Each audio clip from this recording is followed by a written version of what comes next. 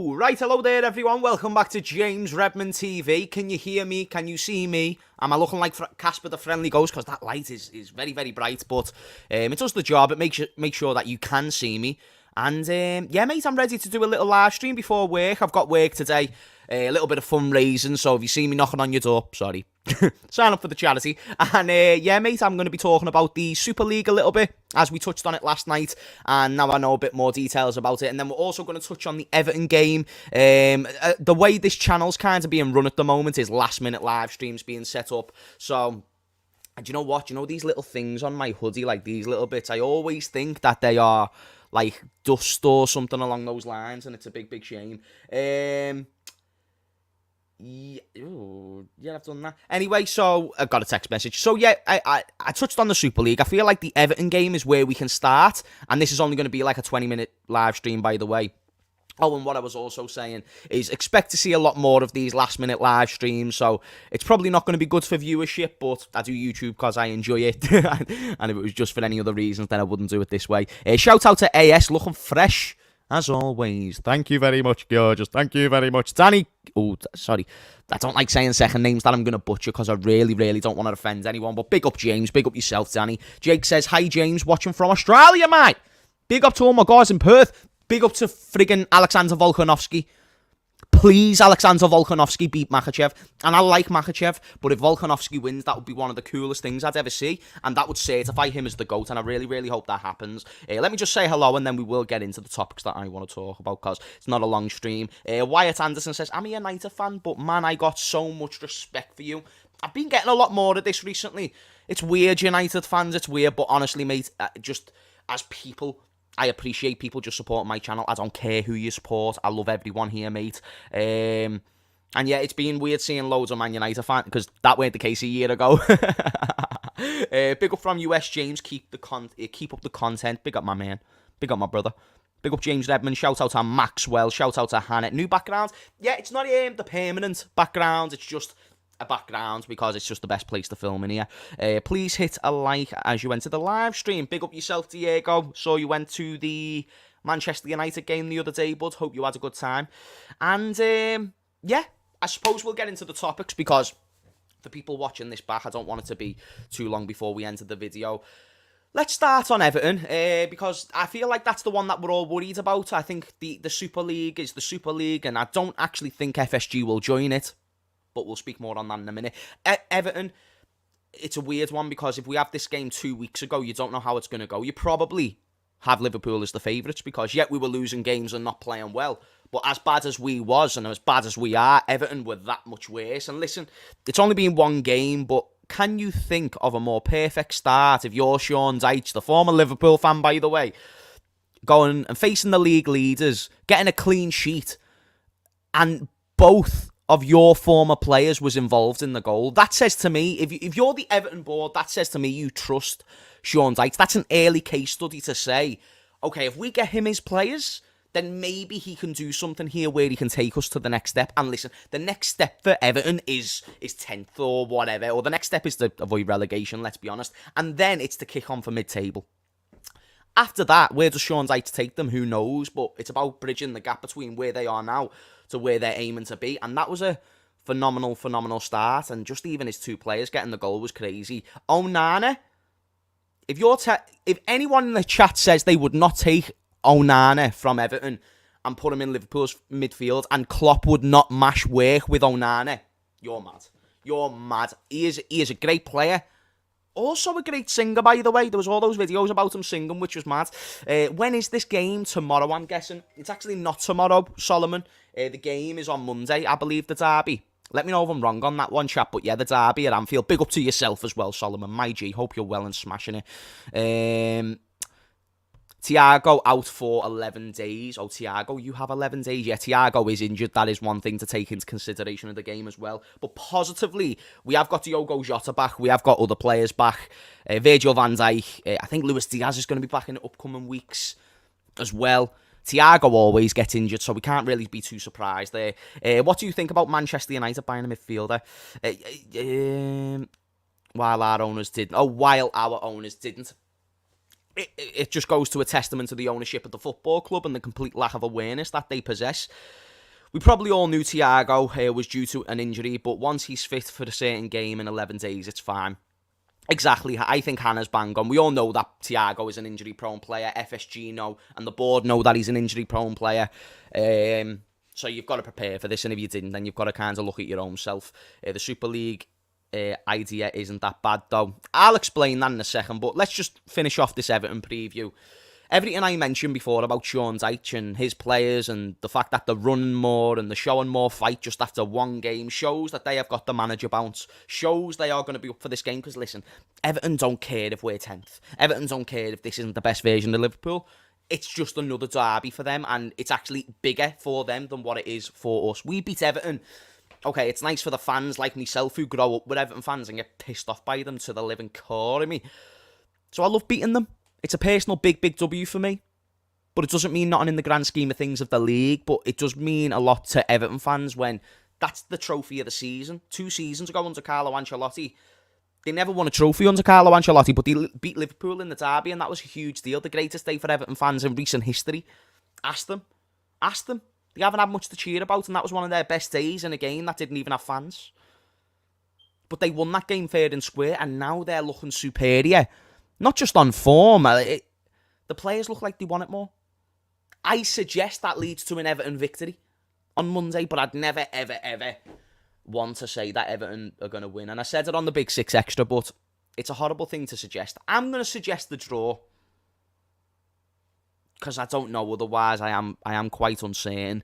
But hopefully the players, our players, show that little bit more urgency, and we will do a starting 11 prediction, but let me read a few more comments. Sean Power says Everton's midfield is better than ours. Chat, is this a W or an L?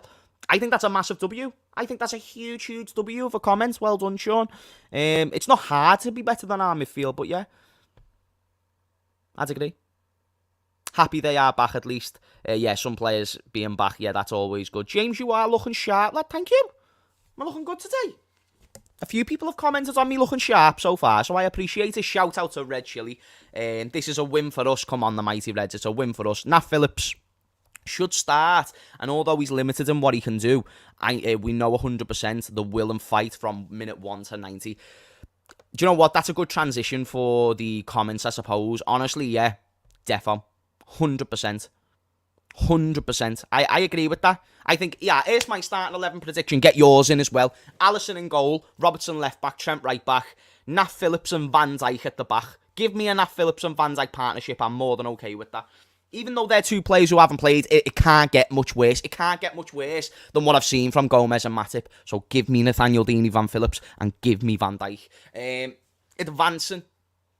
Oh no, Kanate's there as well. Yeah, rest Van Dijk. Play. Oh, Kanate's been seedy. Depending on Van Dijk's fitness, play him and Nat or something. I don't know, mate. I agree with that. I think Nat Phillips has always got the element of something to prove. It's just, will the manager play him? Probably not. Anyway, midfield, you go with Bajcetic. If Thiago's out, then who do you go with in midfield, chat? Do you go with Henderson and Harvey? Do you go Bajcetic, Henderson and Harvey, chat? Surely that's not the case. Milner and Gomez will start. Alisson, etc. You get the idea. Just the starting 11 of Alisson's. Hey, listen, we've watched them save, we've watched them defend, we've watched him come off his line, we've watched them ping balls into Mohamed Salah, we've watched them score goals. Why not? Why not just clone a bunch of Alissons and just play them all over the pitch? That sounds like a really, really good idea. Bajcetic, Chenzo, Fabinho. I actually like the idea of that midfield more, but I hate the idea of Fabinho playing full stop. So I'm going to change Fabinho for Harvey and play Bajcetic as the more deep lying playmaker role. Let Henderson play right centre mid, Harvey play left centre mid, or switch them about. I don't care. There's no balance in the midfield anyway. Play Arthur for all I give a fuck. Is Ben Doak injured? I hope not. Because I'd like the idea of Ben Doak coming off the bench and just offering that little bit of something different, to be honest with you. Harvey will get bullied. He won't. He's been one of our best midfielders, and he's only played really at a 6 out of 10 or a 5 out of 10 week in, week out. But his 5s and 6 out of 10s is significantly better than Jordan Henderson's 3 and 4s out of 10s or Fabinho's 1 and 2 out of 10s. So listen, you can slander Harvey because he's not been the 10 out of 10 player that Liverpool have so desired, but no one has been. And he's actually still been the best of a bad bunch, and that's not me protecting Harvey in any way. I still think there's a lot more for him to show. But let's not be too reactionary. Right now, he's probably one of the best that we've got. No more Fabinho, please. This is kind of where I am. I think Gakpo, it's sentiment. No, I don't like the idea. Maybe a Cam if you're playing a number 10, but you've got Bobby Firmino back, so why not just play Bobby Firmino in the number 10? Why does it have to be Gakpo? If you want to play a more advanced role, why are you putting a winger a Cam? There's a reason why we've got Firmino there. Hey James, I'm a United fan and I really appreciate your football content. I predicted Liverpool to win the league this season. I thought they would get back to a form a while ago. Was wrong about that. Yeah, we've all been a little bit wrong. I kind of anticipated it after the first few weeks, I won't lie. But like you, I didn't think we were going to be this bad at the very, very start. But after about 3 or 4 games, I was thinking we're in for a bit of shit. And it was probably after we got fucked by Napoli in the Champions League, if you remember, when I thought, yeah, this is going to be a tough season. And then all the injuries started coming along, and yeah, it just hasn't looked good ever since. But you never know. Football can change overnight. Hannah says, you can't slander Harvey. He's 19 and he's doing really good for a youngster. He's just not 100% ready yet. And when he plays for the badge. I think that's a good comment. Do you think they will sell Salah in the summer? I think if the right offer comes for Salah, I think they will be ridiculous not to sell Salah in the summer. How about that? I think if you get 40 million for Salah, 50 million for Salah, let him go. Because we're a sell-to-buy model. If we weren't a sell-to-buy model and we didn't rely on outgoings as much, fine, keep Salah until the end of his contract. You've gave him the new contract now. If you can afford that, fine. But not only are you getting 50 million, which can go towards another player, you're getting rid of the 300 grand a week wages, which hopefully a PSG or someone can go and replace and bring in Salah for Messi, let's say. I think that's best case scenario for all parties. We get money, we don't have to pay those wages. PSG gets someone who can replace the shirt sales of Lionel Messi, of course. Not on the same level, but still, it's still a big name replacement. And, you know, Salah, Neymar and Mbappe, there's a ring to that. So for all parties, I think Salah needs to go. He's not the main problem. You ask, is he the problem? He's not the main problem. He's just a really, really big problem. Especially when you consider the fact that he just doesn't do nothing in games. I'd probably suggest that he's the one player right now who gets the least involved and therefore has a massive negative impact on the team. Big up my brother James. Big up to yourself, Terry Mack, my absolute G. Elliot needs to play right wing. Don't think he can cut it at centre mid. But then who are you going to play at centre mid? See the issue. It's not as easy as just playing Harvey in his natural role. You have to accommodate. Because he can do a job in midfield right now and he's performed as our best midfielder. Still not great. It's not hard. I could go in midfield and play as our best midfielder. But he's been our best midfielder. He's played near enough every game this season. I think you just let him see out centre midfield, to be honest. And then when you can afford to play him right wing, when you've got options in midfield, then maybe start him over Salah. Because I wouldn't hate that and I've suggested that a few times. Can play Trent centre mid. That'll never happen. I've explained plenty of times why that won't. It's not happened before. We're not going to see it in the Everton game. James, seeing people getting gassed about Jota being back. Is he going to play in midfield? I don't know why people are getting so excited. I think it's just the idea of a new player, a new face, you know, that's going to return and someone who was good before. But you're right. Jota coming back doesn't solve the midfield problems or the shit that we've got going on there. Anyway, I need to wrap up in like 5 minutes, guys, so let's touch on this Super League. Correct me if I'm wrong on any of this. Score prediction. I'm going to say 2-1 to Liverpool, but I don't actually believe that. The Super League. Will FSG join the Super League? So, the Super League format is an 80-team system, and apparently no team is guaranteed to stay in the league. Still don't quite get the logistics of it all and what teams will participate, but 80 teams are looking to compete in a European format. No teams get relegated, and I think the 14 biggest teams compete. I don't know. Either way, will FSG join? You've got to take into consideration that, the idea of a Super League has failed before, and, when you try and interrupt the structure of... Because people say the Premier League is the Super League. Absolutely not the case. If you say the Premier League is the Super League now, then La Liga was the Super League 5 to 10 years ago, or when you consider the fact they could get the Neymars of this world, the Messis of this world, the Suarez's, the Ronaldos, like La Liga could get the biggest names if they wanted. Does that mean they were the Super League? No, they were just the superior league to all other leagues, and that's what happens. That is what has happened with the Premier League now. For instance, if we get the most money from the TV deal because most people tune into the Premier League. According to stats, the Premier League is the most exciting league in world football, the most watched league with the biggest players, and it's not because of just cheating or anything like this. It's because it's became the superior league. The same way when AC Milan were on top, they made Serie A the superior league. Barcelona, Real Madrid, they made La Liga the superior league. Same with now in the Premier League. And what Real Madrid and Barcelona have identified, and Juventus and all these teams, is, wow, the Premier League are making this much money and we're only making this much. But it's only because it's not as watched. The demand isn't as high. Let me reference another debate. Why do women's footballers not get paid as much as men's footballers? It's because money doesn't grow on trees and there's not as much demand for women's football at the moment. Now, in the UFC, women's fighting is brilliant. Women's fighting, you saw Ronda Rousey, she'd be getting the most pay-per-views, but she might have even got more than Conor McGregor at some points. She was huge. So there's potential for the women's game there, but if women aren't going to watch women's football, then the product isn't going to surpass the men's product, therefore meaning they're not going to get paid as much as the men's footballers. But it's only because people don't tune in. There's not enough consumers to be able to pay women's footballers the same amount of money. So relating that back to the Super League argument, if you're Real Madrid and Barcelona and people aren't watching your league, but people are watching the Premier League because it's more exciting and more competitive because there's loads of money in it, that doesn't mean it's a Super League. It just means it's outgrown yours. So then let's relate it back to this conversation. Will FSG join the Super League? I think it's a huge risk to go out, join a league. Bear in mind, I've heard the penalty would be a 30-point deduction in the Premier League as well, if you was to join this Super League. That's not something FSG are willing to do in their current circumstances, let me tell you that for free. But of course, a lot more comes into it, and I really hope FSG do decide to not go away from the natural system of, the English format, First Division, Second Division, Third Division, Fourth Division, English League, French League, Italian League, La Liga.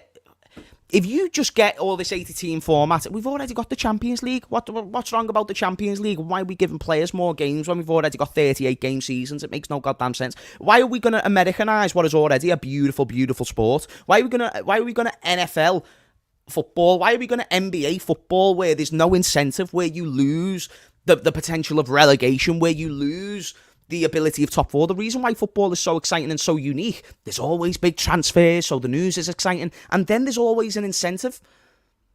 So you can be competing for relegation at one point, January transfer window comes, Nottingham Forest go and buy 15 players, and then boom, you're competing for mid-table. They're 13th at the moment. That's what's so exciting about football. Is it unfair at times? Yes, but life isn't fair.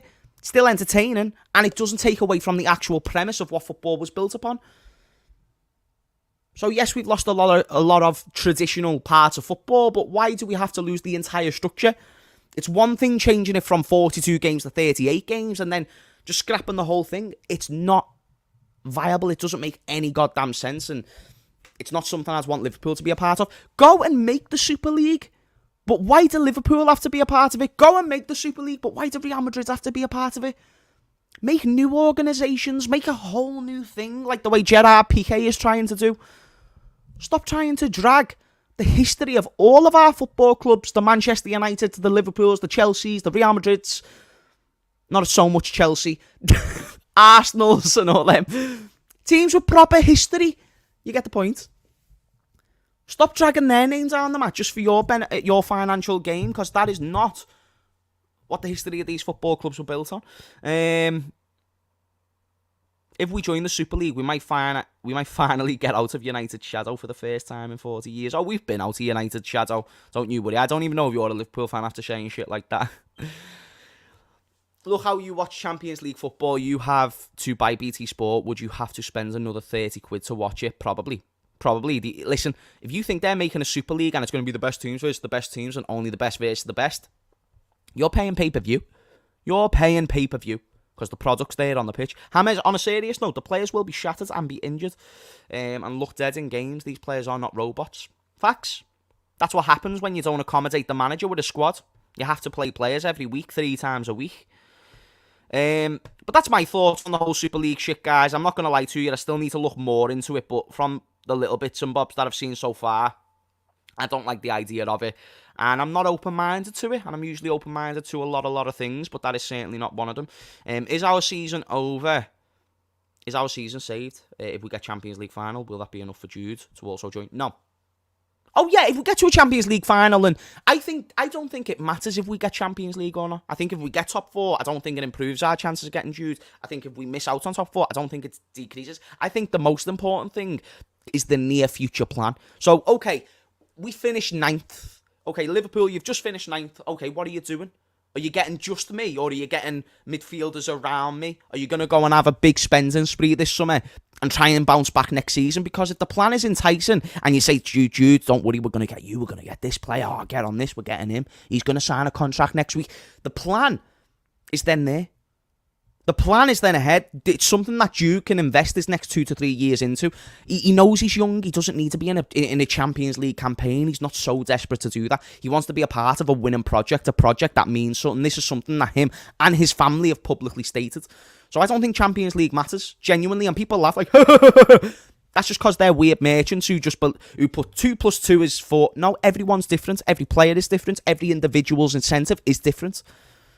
And Jude sees a lot of value in playing for Liverpool. He sees a lot of value having that club on his resume. He sees a lot of value in the experiences in which we can give him if he is beloved by our fans specifically, because we can make you feel more loved than other clubs. That's why Torres preferred us over fucking Chelsea when he was doing the video with the Champions League the other day. We make you feel special, mate. We make you one of us.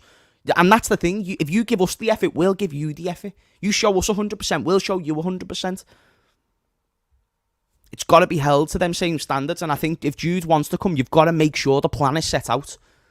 You've got to make sure. And if we have got a future plan, and if we do get Jude, then be excited, because it might actually mean something. But anyway, guys, I'm going to get off now. Much love to everyone for tuning in. I've got work, so I've literally got to shoot off. But please do smash a like on the way out. And I'll reply to some of your comments later. If you leave them there, get them in there for the algorithm, because the more likes and comments that we get, the more YouTube pushes it out. So that just means more people come to the channel. Much love, Esther, Solomon, TJ Warren, Red Chili, Ryan Johnston. Sorry, I missed out, everyone. Love yous all. Peace, peace, peace.